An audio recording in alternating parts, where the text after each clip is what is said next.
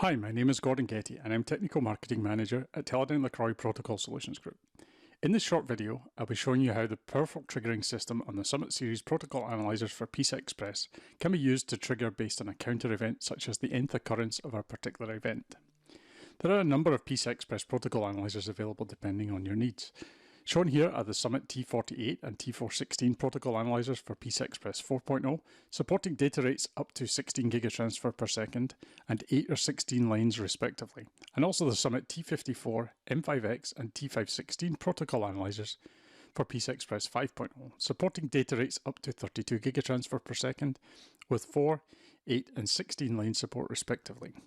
Please visit our website at www.teledynelacroix.com for more information on the different models available. The trigger demonstration in this video applies to all models of protocol analyzer shown here. The software used to control the protocol analyzer can be downloaded for free from our website and is also available as an offline viewer for traces. One of the key features of the PCI Express protocol analyzer is the trigger mechanism. This allows the user to specify what will cause the analyzer to stop recording and fill the trace buffer with the desired information around the specified event. The protocol analyzer can be set to look for single events, sequences of events, a number of events using a counter, as we will show in this video, and a time between events using a timer trigger. To set up the trigger event in the protocol analyzer software, click on the small wrench icon or choose Set up Recording Options from the menu. Selecting this icon will open the window shown here on the right. This window will be used to configure the analyzer and trigger events.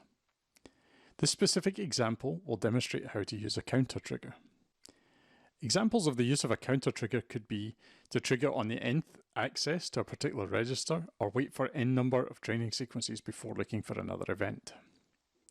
The protocol analyzer has two different types of counter trigger, and these will determine whether the counter is active at all times or only within a particular state in a sequence. Possible actions for the counter that can be used are either reset or increment the counter. I will demonstrate the use of this in a moment. To use the counter trigger, the advanced trigger mode must be selected in the recording options dialog box. When this advanced option is chosen, the recording rules tab will become visible. Opening the recording rules tab will show the trigger sequencer. This is where the events to be used as the trigger will be set up. For illustration purposes, the example here will use a Summit Series protocol exerciser. This tool can be used to generate specific PCI Express traffic patterns, and the short script here will generate 10 configuration read TLPs to the device and vendor ID at register offset 0. This is just an example for the purposes of demonstrating the analyzer trigger. I will now demonstrate how to set up the exerciser to send 10 configuration read TLPs. Clicking on the Setup Generation Options menu item will open the Generation Options dialog box. It is here that we will define the link characteristics, including the data rate, link width, and emulation role for the exerciser. In this example, the exerciser will be behaving as a host or root complex, and the endpoint used here is an NVMe SSD. Since the endpoint is capable of a by 4 link width, the exerciser will also be set to by 4. After setting up the generation options, clicking on the green connect arrow will initiate link training with the endpoint and bring the link to the L0 state. Since this endpoint is capable of 16 gigatransfer per second, the data rate can be switched firstly to 8 gigatransfer per second and then to 16 gigatransfer per second. The link is now in the L0 state at 16 gigatransfers per second. Next, I will show how to set up the recording options. This is where the analyzer configuration is set up and the trigger conditions are defined.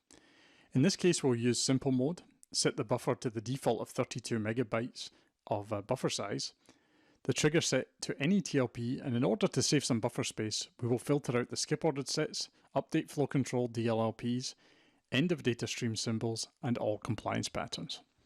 I will also set the link width to be by 4 and the link speed to be auto. After pressing OK, a short warning message will display indicating to retrain the link for the new settings to be applied. Before starting the recording, I will load the generation script file that I mentioned earlier. Once this is loaded, I start the analyzer recording and then execute the script by pressing the small traffic light icon on the exerciser toolbar. As soon as the exerciser script has been run, the analyzer will trigger and the buffer will fill up, displaying the trigger point highlighted with a yellow mark. I used a simple trigger here which will trigger on the first TLP the analyzer sees to show you what the script is doing. You can see from the trace there are 10 transactions showing. This is easier to see if I use the split transaction view to associate the data link layer ACK and completion packets for each transaction. You can see the transactions are listed 0 through 9. Next, I will show how to use the advanced recording options to use the counter to trigger on the 5th instance of a configuration read happening. To do this, again, open the recording options dialog box, but this time instead of the simple mode, select advanced mode.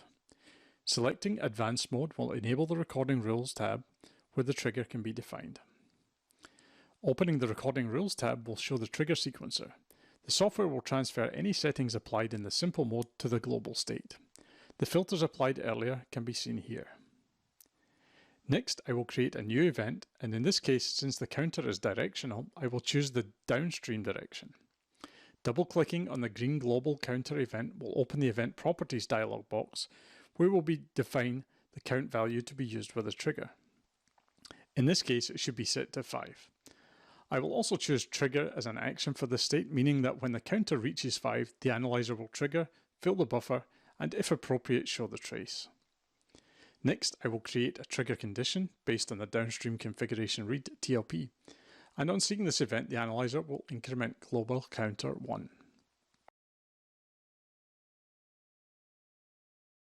Now we are ready to start the analyzer recording and run the exerciser script.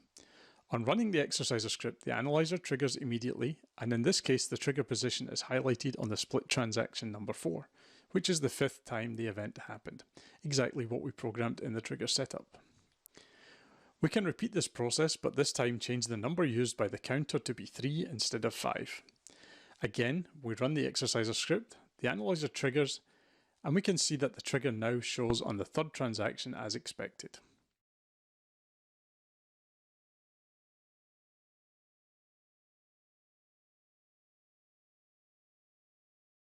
If you're interested in seeing more videos like this one, please visit our website at www.teledynelacroix.com and you will find links to all videos, webinars, events and training that we have available. Thanks for watching.